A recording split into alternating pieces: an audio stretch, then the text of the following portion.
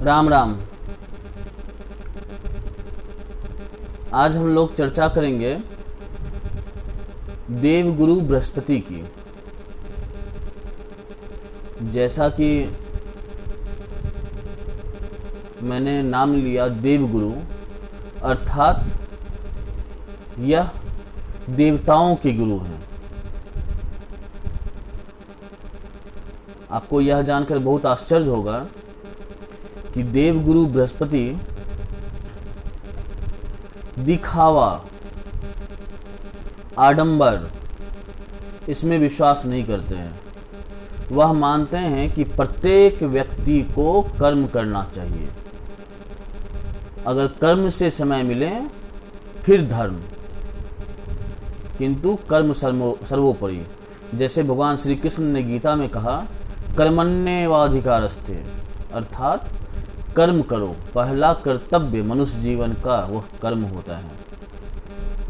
मैं कभी बातें करूंगा आपको कर्म सिद्धांत के ऊपर, और मैं बताऊंगा कि किस तरह श्रीमद् भागवतम में या फिर कई और जगहों पर कर्म को महत्ता दी गई है। और मैं यह भी बताऊंगा कि भारतवर्ष जो जम्बू द्वीप है वह कर्म भूमि है। कर्म भूमि है, इसलिए देव भूमि है। देव का अर्थ कर्म, देवता कर्म में विश्वास करते हैं। मुझे आप एक भी देवता बताइए जो कर्म में विश्वास ना करते हो, जो उद्यम ना करते हो।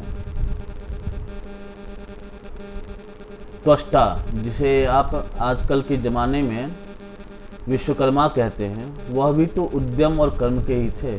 इस पर मैं चर्चा करूंगा, आपको कई भागों में आपके साथ चर्चा करूंगा। किंतु मैं यह बता दूं कि देवगुरु बृहस्पति विश्वास करते हैं कि मनुष्य को का प्रथम कर्तव्य कर्म है।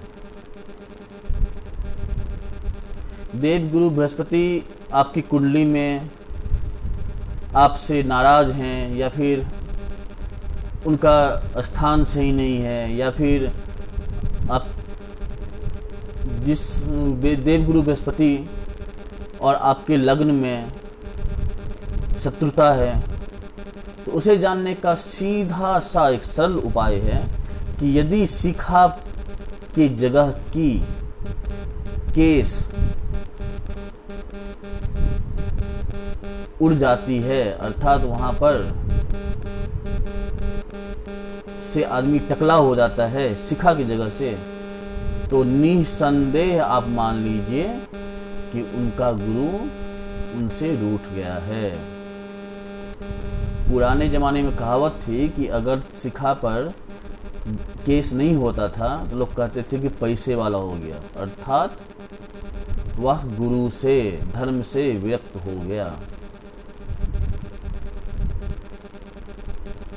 गुरु आपको सही और गलत का निर्णय करना सिखाता है। जिस आदमी का गुरु कमजोर होता है वह सीधा खड़ा नहीं हो पाता है, उसे चक्कर जैसा आता है, उसके शरीर में गुरुत्वाकर्षण बल की कमी हो जाती है। वह उस आदमी पर अनाप शनाप लांछन लगते हैं। वह आदमी अनेक दुश्मनों को अपनी ओर आकर्षित कर लेता है। रात को उसके सपने में सांपों का आना शुरू हो जाता है, अर्थात वह सांपों का सपना देखना शुरू कर देता है। इतना ही नहीं, यदि किसी व्यक्ति का गुरु कमजोर हो जाता है तो पिता एवं उनके गुरुजन, यह दोनों उससे रुष्ट हो जाते हैं। मैंने आपको बताया था कि सूर्य पिता का कारक है, किंतु पिता ही पहला गुरु होता है। कुछ लोग माँ को पहला गुरु मानते हैं। आप माँ माने या पिता माने, दोनों में से किन्हीं का भी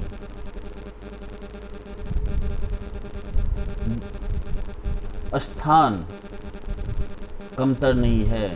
अगर माता और पिता में अंतर आप कर नहीं सकते हैं।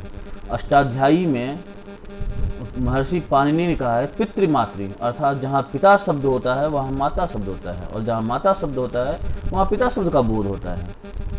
तो यदि किसी व्यक्ति के कुंडली में गुरु कमजोर हो तो उस व्यक्ति से उनका पिता और उनका गुरु विमुख हो जाता है। वह आदमी बिना वजह का धर्म से डरना शुरू कर देता है, भगवान से वह डरना शुरू कर देता है। अगर किसी जातक को भगवान से बिना वजह डर लगना शुरू हो जाए तो उस जातक को समझना चाहिए कि उसका गुरु कमजोर होना शुरू हो गया है, क्योंकि गुरु कभी भी किसी भी आदमी को भगवान से डर नहीं कराता है, भगवान से प्रेम कराता है।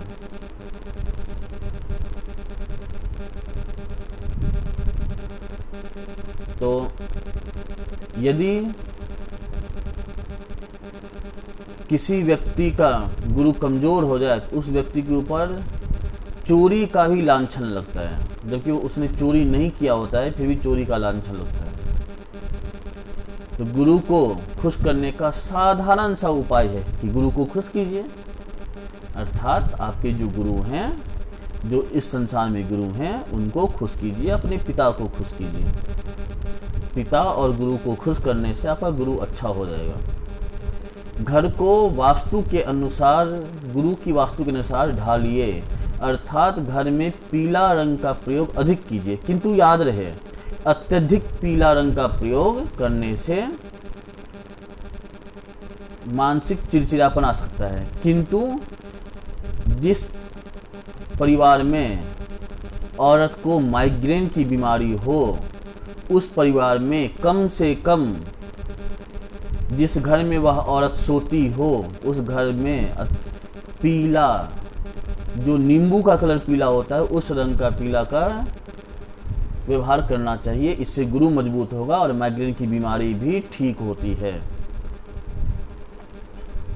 इसके साथ ही घर में पीतल के बर्तनों का प्रयोग अत्यधिक मात्रा में करें। तिजोरी में या फिर अलमारी में आप एक हल्दी को सफ़ेद कपड़े में बांधकर, अर्थात हल्दी बाहर दिखनी चाहिए, सफ़ेद कपड़े का उसमें गांठ बांधकर रख दें, इससे भी गुरु मजबूत होता है। या फिर आप गुरु का वैदिक मंत्र, पौराणिक मंत्र भी जप सकते हैं। किंतु यदि आप गुरु को खुश करेंगे, अपने पिता को खुश करेंगे, तो गुरु आपसे खुश हो जाएंगे। यह मैं आपको बता रहा हूँ और आप कर देखें, बहुत अच्छा होगा। आप एक काम और कर सकते हैं जो बहुत ही अचूक और मेरे द्वारा यह उपाय कई आदमी के ऊपर अपनाया गया है, आप भी कर सकते हैं। गुरुवार को किसी विद्यार्थी को पुस्तक या पढ़ने की कोई भी वस्तु भेंट करें, इससे गुरु मजबूत हो जाएगा। यदि आपको ज्योतिषीय संबंधी कोई समस्या है तो आप हमसे उस एक समस्या का उत्तर निःशुल्क प्राप्त कर सकते हैं। उसके लिए आप इस वीडियो के कमेंट बॉक्स में अपना जन्म दिवस, जन्म स्थान, जन्म समय और एक ज्योतिषीय समस्या लिख देवें, आपको जवाब दे दिया जाएगा। या फिर आप यही बात हमारे मोबाइल नंबर 9007132320 90071323220 पर व्हाट्सएप कर देवें, आपको आपका जवाब मिल जाएगा। आप हमारे लैंडलाइन नंबर 033-3590-8470, मैं फिर से दोहरा रहा हूँ, 033-3590-8470 पर फ़ोन करके अपना नाम, अपना जन्म दिवस, जन्म समय, जन्म स्थान, अपना मोबाइल नंबर और एक ज्योतिषीय संबंधी समस्या लिखा देवें, आपको उसका समाधान मिल जाएगा। यही बातें आप हमारे ईमेल आईडी astroclinic18@gmail.com astroclinic18@gmail.com पर भी लिख देवें, आपको आपके ज्योतिषीय समस्या का समाधान मिल जाएगा। आप लोग करते आए हैं तो आप लोग जानते हैं क्या करना है। यदि आप लैंडलाइन नंबर पर फ़ोन करते हैं या ईमेल करते हैं तो आपको आपका नाम, आपका जन्म दिवस, आपका जन्म समय, जन्म स्थान, मोबाइल नंबर और एक ज्योतिषीय समस्या लिखा देवें या ईमेल में लिख देकर सेंड कर देवें, आपको आपका उत्तर दिया जाएगा जो अभी तक हम देते आए हैं। तो इसी के साथ मैं विदा लेता हूँ। राम राम।